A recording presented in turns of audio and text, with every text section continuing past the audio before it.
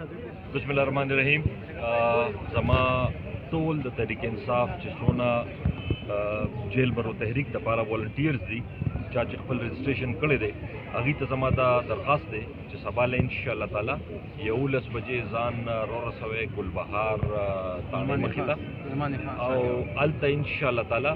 دا چې څونه زمونږ د مردان پېښور صوابۍ نوښار دا چې څونه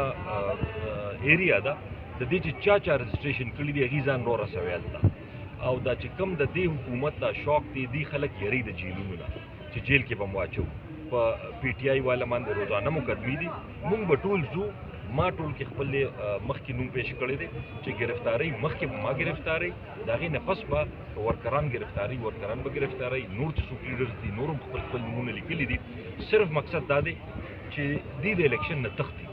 دا حکومت د الیکشن نه تښتي آئین کې لیکلي شوي دي چې په 90 روز کې به الیکشن کیږي نو زه تاسو ټول ته دا وایم چې چا په جیل برو تحریک کې رجسټریشن کړی دی